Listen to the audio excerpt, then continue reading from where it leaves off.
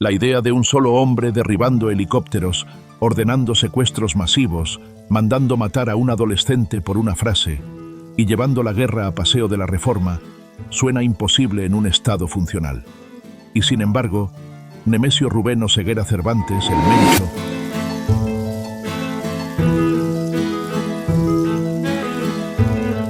lo hizo durante años a una escala que obligó a dos países a reorganizar sus prioridades de seguridad. Mientras sus sicarios improvisaban trincheras en la sierra, bloqueaban autopistas enteras con tráileres incendiados o convertían un video de 5 muchachos arrodillados en un mensaje nacional de terror, él se movía protegido por una mezcla de miedo, dinero y vacíos institucionales que le dieron una impunidad casi total. Su poder no nació solo de la violencia, sino de la combinación de 3 factores: un aparato armado capaz de derribar aeronaves militares y resistir operativos federales, una red de corrupción extendida desde policías municipales hasta mandos intermedios, y un cálculo frío de cuándo exhibir su brutalidad y cuándo camuflarla entre la rutina del crimen cotidiano. Mientras una parte del país veía las imágenes de sus crímenes en noticieros y redes sociales, otra parte, funcionarios, empresarios, autoridades locales, negociaba en silencio con sus operadores, aceptando que el CJNG fuera el verdadero poder en regiones enteras. Durante años, esa suma de miedo y complicidad le permitió cruzar líneas que otros cárteles no se atrevían a cruzar: atacar frontalmente al ejército, desafiar a la policía de la capital, convertir en blanco a figuras públicas o a jóvenes sin historial criminal, y aún así, seguir moviéndose entre ranchos, clínicas clandestinas y casas de seguridad sin que el Estado lograra acercarlo. Esa es la paradoja central del Mencho. Su impunidad no fue solo resultado de su ferocidad, sino de la incapacidad y, en ocasiones, de la voluntad limitada de las instituciones para enfrentarlo a tiempo. Al final, su caída en la Sierra de Tapalpa fuese el desenlace de una historia que el propio Mencho había escrito con cada crimen espectacular.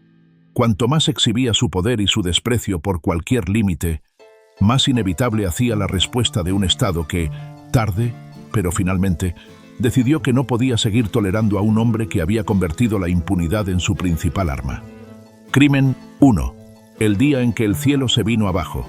Un lanzacohetes disparado desde la sierra contra un helicóptero del ejército mexicano no es solo un ataque, es una declaración de guerra.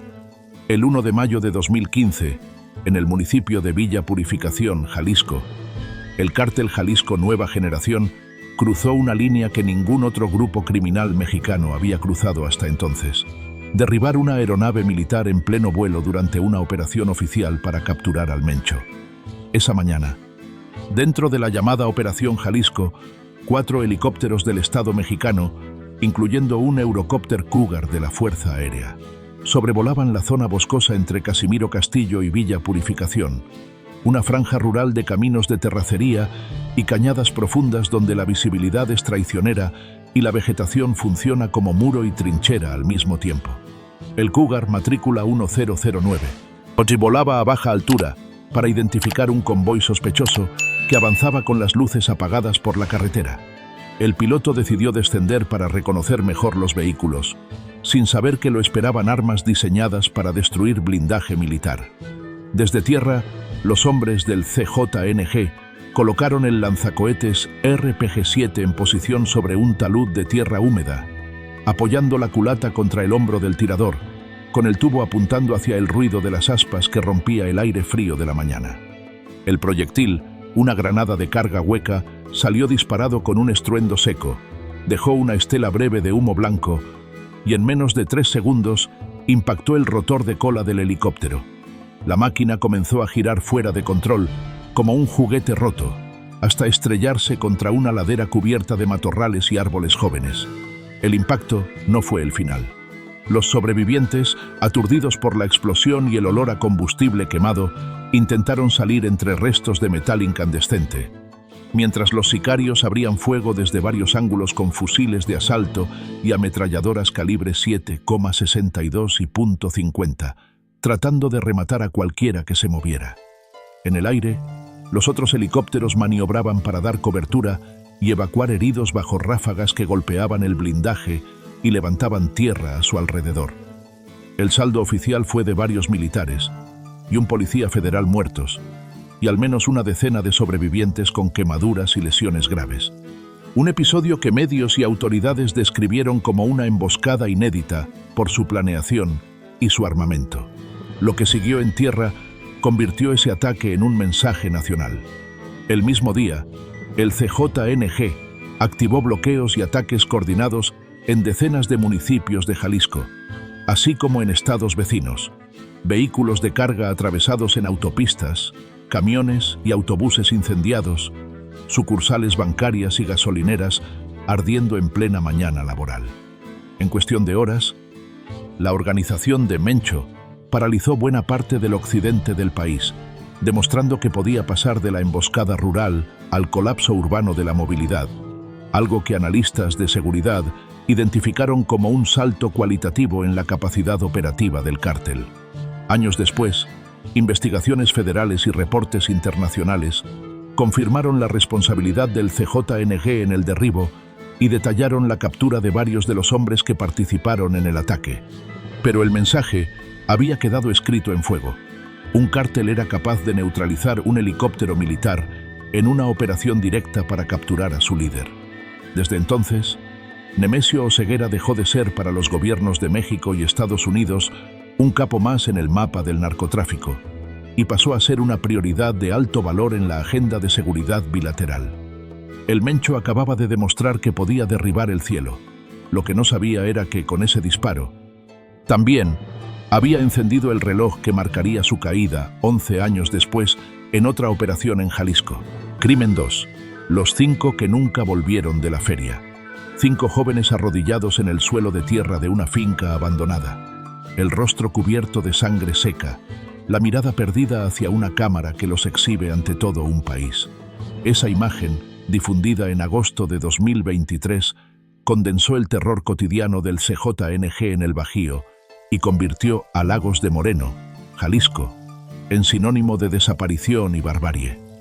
La noche del 11 de agosto de 2023, Lagos de Moreno, un municipio de calles empedradas, templos coloniales y una feria anual que cada agosto llena la ciudad de luces, ruido de juegos mecánicos y olor a frituras. Era escenario de una rutina aparentemente inocente. 5 amigos, todos entre 19 y 22 años, salían juntos a disfrutar de la fiesta. Eran conocidos en el pueblo, algunos aficionados al boxeo, otros al ciclismo, todos con trabajos o estudios y sin antecedentes penales. Según familiares y autoridades, no tenían vínculos conocidos con el crimen organizado. Después de la feria, como lo habían hecho desde niños, se dirigieron al mirador de San Miguel, un punto alto desde donde se ven las luces de la ciudad extendiéndose hacia el valle, un lugar de pareja, amigos, fotografías y despedidas de verano. Uno de ellos envió un mensaje a su familia avisando que ya iba de regreso. La puerta de su casa nunca volvió a abrirse para recibirlo. A la mañana siguiente, los familiares comenzaron a buscarlos. La policía estatal abrió una carpeta de investigación, pero en un estado donde miles de personas están registradas como desaparecidas, encontrar a 5 jóvenes más se convirtió en una carrera contra el tiempo y contra un sistema rebasado. El primer hallazgo fue el automóvil de uno de ellos, abandonado y calcinado en un tramo de carretera que conecta Lagos de Moreno con Encarnación de Díaz. Dentro, peritos localizaron restos humanos carbonizados, cuya identificación se complicó por el nivel de destrucción térmica. Poco después, apareció una fotografía en redes. Los 5, de rodillas, amarrados, golpeados, en el patio de una finca en ruinas. La Fiscalía de Jalisco confirmó que las familias reconocieron a sus hijos en esa imagen. Lo más devastador llegó con un video que se difundió al día siguiente. En él, uno de los jóvenes es obligado a agredir brutalmente a un compañero bajo instrucciones de una voz fuera de cámara, en una dinámica de humillación y control que analistas compararon con los métodos de entrenamiento y castigo empleados por cárteles como el CJNG. El clip, cuya descripción completa muchos medios decidieron omitir por su crueldad, fue entendido como un mensaje. Incluso los que no están involucrados en la guerra pueden ser usados como herramienta de terror. La fiscalía local aseguró un inmueble identificado como el escenario de la fotografía, en la colonia conocida como Orilla del Agua. Adentro, encontraron manchas de sangre, calzado que las familias identificaron como de los desaparecidos y otros indicios relacionados con actividades criminales. Días más tarde, en una ladrillera de la comunidad La Troje, investigadores hallaron restos óseos calcinados correspondientes, según reportes, a varias personas. Sin embargo, la degradación del material dificultó la extracción de ADN completo, y hasta 2026 el vínculo definitivo con los 5 jóvenes seguía sin confirmarse públicamente. Versiones de autoridades estatales y federales, filtradas a medios, apuntaron a una célula del CJNG dedicada al reclutamiento forzado y al manejo de centros de fraude telefónico, los llamados call centers clandestinos, como responsable del secuestro y asesinato de los jóvenes. La lógica era simple y brutal. Quienes se negaban a integrarse a la estructura o eran considerados sospechosos podían terminar convertidos en mensaje audiovisual para sembrar miedo. Con el tiempo, se produjeron varias detenciones de presuntos integrantes de esa célula y organizaciones de familiares de desaparecidos denunciaron la posible conexión de otras fosas clandestinas en la región con el caso, aunque la información oficial siguió fragmentada. Mientras tanto, en el Mirador de San Miguel se levantó un mural con los rostros de los 5 amigos, un memorial improvisado que mira hacia la misma ciudad que los vio crecer y que hoy vive bajo la sombra de un crimen cuya historia completa sigue sin contarse. El Mencho no estuvo en esa finca ni en esa ladrillera. No dio la orden frente a la cámara, pero operaba la estructura que permitió que un grupo criminal desapareciera a 5 jóvenes que solo habían ido a la feria, y que convirtiera ese acto en un espectáculo de terror nacional. A partir de Lagos de Moreno, quedó claro que el CJNG no necesitaba atacar grandes objetivos para aterrorizar a un país entero. Bastaba con romper la vida de 5 familias y dejar que el video hiciera el resto. Crimen 3. El influencer que creyó que todo era un juego. 17 años, un vaso de alcohol siempre en la mano, frases altisonantes, cámaras encendidas y la sensación de que nada es real si no se graba. Juan Luis Lagunas. Rosales, conocido como el Pirata de Culiacán, construyó su fama en Internet sobre excesos y bravatas, hasta que una frase dirigida al hombre equivocado lo puso frente a una sentencia de muerte que tampoco imaginó como real. Nacido en Sinaloa y criado por su abuela tras el abandono de sus padres, Juan Luis dejó la escuela en secundaria y empezó a trabajar en lo que apareciera: lavacoches, ayudante en puestos callejeros, oficios que apenas alcanzaban para sobrevivir. Su vida cambió cuando un video en el que aparecía borracho, cayéndose y diciendo su muletilla "así nomás quedó", se volvió viral en redes sociales. A partir de ahí adoptó el nombre de Pirata de Culiacán y empezó a aparecer constantemente en clips donde bebía hasta el límite, posaba con armas que normalmente no eran suyas y se dejaba grabar con autos de lujo prestados y animales exóticos. El público lo llamaba youtuber, aunque en realidad eran otros quienes subían sus videos y monetizaban su imagen, mientras a él le pagaban con alcohol, fiestas y algo de dinero rápido. Su personaje era una caricatura de la vida narca: botellas caras, corridos sonando al fondo, ropa llamativa, reuniones en ranchos y antros donde muchos de los presentes sí eran parte de organizaciones criminales. En ese entorno, la línea entre ficción y realidad se volvía borrosa, y la audiencia celebraba la sensación de estar viendo de cerca un mundo peligroso sin pagar el precio de entrar en él. El giro fatal llegó cuando, en un video difundido en noviembre de 2017, el pirata mencionó directamente a Nemesio Oseguera Cervantes, el Mencho, y pronunció una frase que medios internacionales reprodujeron como ejemplo de temeridad inconsciente: "El Mencho a mí me pela", seguido de un insulto sexual. La grabación circuló ampliamente, y en redes comenzaron advertencias y comentarios sobre el riesgo de haber insultado al líder del CJNG, uno de los capos más buscados por México y Estados Unidos. Nada cambió en la rutina de Juan Luis. Siguió apareciendo en fiestas, aceptando invitaciones a eventos y promocionando lugares donde se presentaría. El 18 de diciembre de 2017 anunció en redes que esa noche estaría en el bar Menta Dos Cántaros, en Zapopan, Jalisco. Especificó la hora, el lugar, invitó a sus seguidores a ir a tomar con él. No se escondió, no cambió su ruta, no midió el alcance de la amenaza que había lanzado sin pensarlo. Esa misma noche, hombres armados entraron al bar y se dirigieron directamente hacia su mesa. Testigos describieron cómo el ataque fue rápido y preciso. Los agresores dispararon más de una decena de veces contra el pirata, que murió en el acto, y también asesinaron al dueño del establecimiento, que se acercó en medio de la confusión. Las imágenes del cuerpo de Juan Luis, con múltiples impactos de bala, se difundieron al poco tiempo, y las hipótesis sobre el móvil se concentraron en el video donde insultaba al Mencho. El fiscal estatal de Jalisco reconoció ante medios que existía ese material y que se estaba investigando si tenía relación con el crimen, aunque evitó confirmarlo de manera categórica.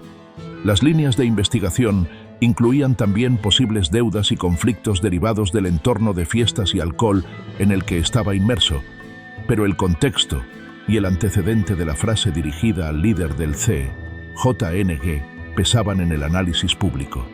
La figura de Mencho ya tenía reputación internacional por su disposición a usar la violencia como espectáculo y herramienta de control, algo que analistas de seguridad describieron en reportes especializados.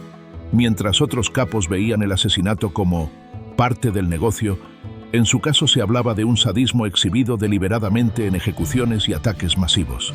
En ese marco, la idea de que un adolescente se burlara de él frente a millones de ojos se interpretó como una afrenta intolerable. El desenlace dejó al descubierto otra cara del fenómeno. Tras la muerte del pirata, su cuerpo pasó horas sin ser reclamado, sus amigos de parranda se desmarcaron, y su abuela declaró que durante la etapa de fama, él casi no la visitaba ni compartía dinero con ella, a pesar de que su imagen generaba ganancias para otros. Las cámaras que antes lo celebraban se apagaron, y lo que quedó fue la historia de un joven que convirtió su vulnerabilidad en espectáculo, y pagó con la vida por una frase que jamás tuvo consecuencias en el mundo digital, pero sí en el físico. Para el CJNG, el mensaje fue claro. Si podían alcanzar a un adolescente conocido solo por sus excesos en redes, podían alcanzar a cualquiera que se atreviera a nombrar a su líder con burla. Para Nemesio Oseguera, ese homicidio reforzó su imagen de hombre al que no se le cuestiona, al menos no en público. O si para el Estado mexicano, sumó otro expediente a la lista de agravios acumulados que terminarían pesando cuando se tomó la decisión de ir por él en Tapalpa. Crimen 4. La mañana en que la guerra llegó a Paseo de la Reforma. Paseo de la Reforma, a las 6:38 de la mañana, suele ser un espacio de tráfico contenido, luz oblicua sobre edificios de cristal y empleados que se dirigen a oficinas en camiones urbanos o autos compactos. El 26 de junio de 2020, durante 3 minutos, se convirtió en un corredor de fuego cruzado entre un convoy oficial y un comando de sicarios del CJNG que llevaba órdenes de matar al jefe de la policía de la Ciudad de México. El objetivo era Omar García Harfuch, entonces secretario de Seguridad Ciudadana de la capital, responsable del cuerpo armado más grande del país, después del Ejército y la Guardia Nacional. Su trayectoria en investigaciones contra cárteles lo había colocado en la lista de enemigos de organizaciones como el CJNG, y su nombre aparecía asociado a operativos y detenciones que golpeaban las estructuras financieras y logísticas de esos grupos. El ataque contra él no era un ajuste menor, era un mensaje directo al corazón del Estado. Horas antes del atentado, cámaras de seguridad registraron movimientos anómalos en la zona de Lomas de Chapultepec, camionetas circulando en torno a gasolineras y esquinas estratégicas, hombres que parecían reconocer rutas y tiempos aproximados de paso del convoy oficial. Las calles, flanqueadas por árboles y bardas altas, creaban un espacio semicerrado donde el sonido se amplificaría y la visibilidad se fragmentaría, condiciones que los atacantes aprovecharían para maximizar el caos. Cuando el vehículo blindado en el que viajaba García Harfuch se aproximó al cruce con la calle Monte Blanco, una camioneta de carga fue colocada atravesada de manera que bloqueó toda la vialidad, obligando al convoy a detenerse en un punto exacto. Al mismo tiempo, otros vehículos se posicionaron para formar una especie de herradura de fuego, De ellos descendieron entre 20 y 30 hombres armados, equipados no con pistolas comunes, sino con fusiles Barrett calibre 50, rifles de asalto, chalecos tácticos y granadas de fragmentación. El sonido de los primeros disparos rompió la relativa calma de la colonia y provocó un eco metálico contra las fachadas de concreto y vidrio. Los impactos contra la camioneta blindada del secretario fueron tan numerosos que, según reportes posteriores, se contabilizaron más de 400 entradas de bala en la carrocería y el parabrisas. Las balas de calibre 50 están diseñadas para perforar motores y blindajes ligeros, dejando orificios amplios y fragmentos de metal caliente que se dispersan como metralla en el interior del vehículo. A pesar de ello, la protección del automóvil absorbió buena parte de la energía de los disparos, permitiendo que García Harfuch sobreviviera con heridas en el hombro, clavícula y pierna. Los escoltas respondieron desde el interior y el exterior del convoy, utilizando sus armas de cargo para intentar abrir un espacio por donde evacuar al funcionario. El intercambio de disparos fue tan intenso que un camión de transporte público que pasaba recibió decenas de impactos, mientras vecinos grababan desde ventanas o se tiraban al suelo sin comprender el origen del tiroteo. 3 personas murieron en el lugar. 2 eran miembros del equipo de seguridad de García Harfuch y la tercera era una mujer que se dirigía a su trabajo, atrapada en medio de una emboscada de la que ni siquiera sabía que formaba parte. Desde el hospital, horas después, el secretario publicó un mensaje en el que señaló directamente al cártel Jalisco Nueva Generación como responsable del ataque en Tumta, algo que investigaciones posteriores confirmaron al vincular a los detenidos con estructuras de esa organización. En los días siguientes, autoridades capitalinas y federales detuvieron a casi una veintena de personas relacionadas con la operación, incluidos tiradores, conductores y coordinadores logísticos, varios de ellos originarios de diferentes estados del país, reclutados para integrar el comando. El atentado tuvo varias consecuencias. En términos de percepción pública, rompió la idea de que la Ciudad de México era un territorio relativamente ajeno a la guerra entre cárteles, mostrando que un grupo criminal podía intentar asesinar al jefe de la policía en una de las avenidas más emblemáticas, a plena luz del día. Para las autoridades federales, confirmó que el CJNG estaba dispuesto a llevar su capacidad de fuego a la capital y a desafiar directamente a figuras clave del aparato de seguridad. En 2024, tribunales mexicanos dictaron sentencias de varias décadas de prisión para integrantes del comando, consolidando judicialmente la narrativa de que se trató de un atentado coordinado por la organización de Mencho. Y en el plano político, el sobreviviente del ataque, Omar García Harfuch, escaló posiciones hasta convertirse en secretario de Seguridad Federal, con acceso directo a inteligencia militar y responsabilidad sobre operativos de alto impacto. Cuando en febrero de 2026, las Fuerzas Armadas mexicanas, con apoyo de agencias estadounidenses, lanzaron el operativo que terminó con la muerte del Mencho en Tapalpa, Jalisco, García Harfuch formaba parte del núcleo de mando que autorizó y coordinó la operación. El cártel que había intentado matarlo en Reforma ahora enfrentaba a un funcionario que conocía de primera mano sus métodos, su capacidad de fuego y sus límites. Para muchos analistas, ese atentado en 2020 fue uno de los factores que endurecieron la determinación del Estado de neutralizar al líder del CJNG. ¿Cómo se fabricó la impunidad del Mencho? El poder del Mencho no se sostenía solo en las balas, sino en un sistema cuidadosamente construido para que sus crímenes parecieran inevitables y su castigo impensable. Su primera gran ventaja fue geográfica.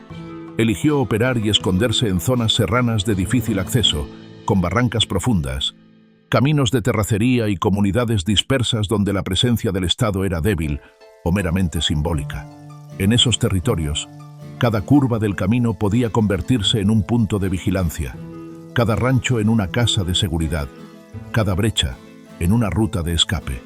Cuando un operativo federal intentaba entrar, los halcones avisaban con minutos valiosos de anticipación y el terreno mismo funcionaba como aliado natural del cártel.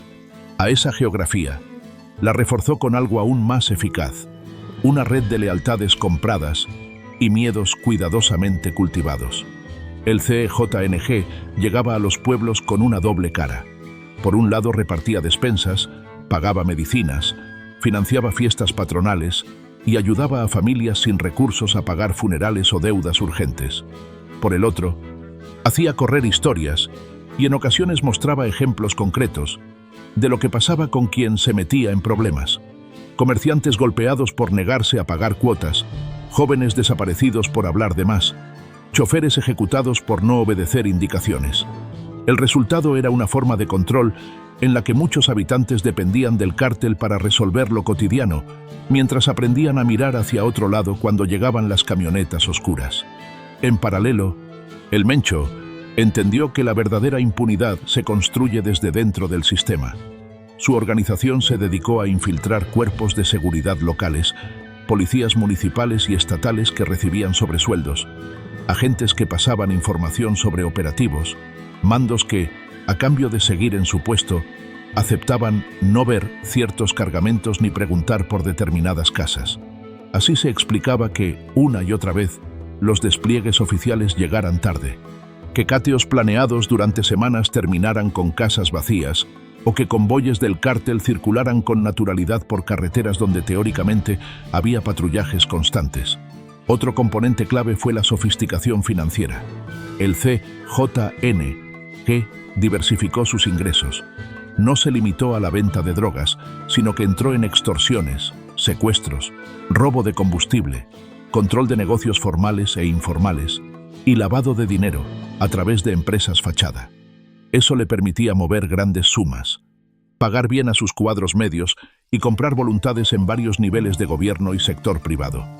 Cuanto más se extendían sus tentáculos en la economía local y regional, más difícil era para las autoridades golpearlo sin afectar cadenas completas de empleo y servicios de los que dependían miles de personas. El miedo fue el cemento que unió todas esas piezas. El Mencho no se limitó a poner orden interno, convirtió la violencia en lenguaje público. Videos de ejecuciones, cuerpos colgados en puentes, mensajes escritos sobre mantas y sobre los propios cadáveres. Cada acto estaba pensado para que cualquier policía honesto, cualquier periodista o funcionario que pensara en investigar, se preguntara, antes de hablar, si valía la pena arriesgar la vida propia y la de su familia. Así se generó un silencio útil. La información existía, pero no circulaba. Los pueblos sabían quién mandaba, pero nadie estaba dispuesto a decirlo en voz alta. Finalmente, su impunidad se alimentó de las limitaciones y contradicciones del propio Estado. Años de cambios de estrategia, guerra frontal, luego contención, luego negociaciones implícitas, crearon vacíos donde organizaciones como el CJNG crecieron con rapidez. Las instituciones encargadas de perseguirlo padecían falta de coordinación, corrupción interna, rotación constante de mandos y, en ocasiones, competencia política entre niveles de gobierno. El Mencho supo explotar cada grieta. Cuando un gobierno estatal intentaba enfrentarlo, aprovechaba la pasividad o debilidad de otros. Cuando se le presionaba en un territorio, desplazaba operaciones a otro con menos atención mediática. Así logró, durante años, esa combinación casi perfecta de visibilidad y protección. Sus crímenes estaban a la vista de todos, pero su figura seguía intocable tras capas de serranía, de silencio, de dinero y de miedo. Solo cuando ese equilibrio empezó a resquebrajarse, con ataques cada vez más frontales contra el Estado y una presión creciente desde dentro y fuera del país, la impunidad que había construido comenzó a volverse insostenible, abriendo la puerta al operativo que finalmente lo alcanzó. El hombre más buscado y su final en la sierra. El 22 de febrero de 2026, en una propiedad rural en Tapalpa, Jalisco, rodeada de bosque, neblina baja y caminos de terracería que se vuelven barro cuando la humedad se acumula, se ejecutó el operativo que había tardado más de una década en construirse. Inteligencia militar y civil había detectado días antes los movimientos de un colaborador cercano a la pareja de Nemesio Oseguera, seguido mediante vigilancia física y electrónica hasta una finca aislada en la sierra. A partir de esa localización, se montó una operación conjunta con unidades de operaciones especiales, apoyo aéreo y cordones terrestres destinados a cerrar rutas de escape y evitar una reacción como la de 2015. En la madrugada del 22, las fuerzas federales avanzaron entre pinos y pastizales húmedos, con temperaturas bajas y una visibilidad parcial que obligaba a depender de dispositivos de visión nocturna y coordenadas GPS para mantener la formación. Al aproximarse al complejo, los sicarios del CJNG, que servían como guardia personal de Oseguera, abrieron fuego con armas largas, desatando un primer intercambio que, según los reportes oficiales, se extendió por varios minutos en terrenos irregulares, entre lomas y zanjas. En medio del tiroteo, Nemesio Oseguera intentó escapar hacia una zona arbolada, acompañado de algunos hombres de confianza. Fuerzas federales lo persiguieron, generando un segundo enfrentamiento a corta distancia donde el capo resultó gravemente herido. Cuando finalmente se aseguró el perímetro, el saldo hablaba de varios integrantes del CJNG abatidos. Equipo táctico decomisado, vehículos presuntamente modificados para resistir impactos y el cuerpo del hombre por el que Estados Unidos había ofrecido hasta $15 millones de recompensa. Las autoridades mexicanas confirmaron su muerte y en los días siguientes se registraron reacciones violentas del cártel en distintos estados. Bloqueos, quema de camiones de carga, ataques contra comercios y gasolineras en al menos 20 entidades federativas. Manifestaciones de fuerza que no cambiaron el hecho central. Para entonces, el CJNG ya había sido catalogado como organización de altísima peligrosidad por agencias estadounidenses y analistas de seguridad, con referencias a sus tácticas de tortura, canibalismo ritual, uso de lanzallamas y exhibición de cuerpos, elementos que configuraban un cuadro que algunos especialistas describían abiertamente como narcoterrorismo. La muerte del Mencho no borró los crímenes que lo llevaron a convertirse en el hombre más buscado del mundo, pero marcó el cierre de un ciclo, el de un líder que cruzó todas las líneas posibles, militares, sociales y simbólicas, hasta que el sistema que había desafiado no tuvo otra opción que eliminarlo. La muerte del Mencho no significó, ni podía significar, el final inmediato del CJNG. Cada hombre abatido en Tapalpa fue reemplazado en cuestión de horas por otros mandos medios que ya conocían las rutas, las casas de seguridad, los contactos corruptos y los métodos de terror que habían aprendido bajo su sombra. En varias regiones, la noticia de su caída generó algo todavía más peligroso que su presencia: pugnas internas por el control de plazas, intentos de escisión y reacomodos violentos en municipios donde el cártel se había incrustado en la vida cotidiana. Para miles de habitantes, el cambio de liderazgo no trajo paz, sino incertidumbre. Nadie sabía quién mandaría ahora, ni qué demostración de fuerza sería necesaria para que ese nuevo mando se hiciera respetar. Aún así, el impacto simbólico fue innegable. Durante más de una década, la figura del Mencho funcionó como una especie de mito oscuro, el capo inalcanzable que podía derribar helicópteros, desafiar a la capital del país y seguir oculto en la sierra sin que lo tocaran. Ver ese mito romperse, aunque fuera en forma de un operativo sangriento y un cuerpo bajo custodia militar, envió un mensaje distinto. Ningún liderazgo criminal es eterno, y la impunidad, por sólida que parezca, siempre tiene fisuras. Para las familias de sus víctimas, no fue justicia plena ni reparación, pero sí un punto de inflexión, el recordatorio de que el hombre que había convertido el terror en sistema también tenía un límite, y que contar su historia con rigor es una forma de impedir que su legado quede reducido a corridos, leyendas y videos que glorifican aquello que, en la realidad, destruyó comunidades enteras. Si quieres más relatos documentados como este, suscríbete al canal, deja tu like y cuéntame en los comentarios cuál de estos 4 crímenes te impactó más y por qué. Aquí seguimos desmenuzando con rigor y sin adornos las reglas del juego que gobiernan al crimen organizado.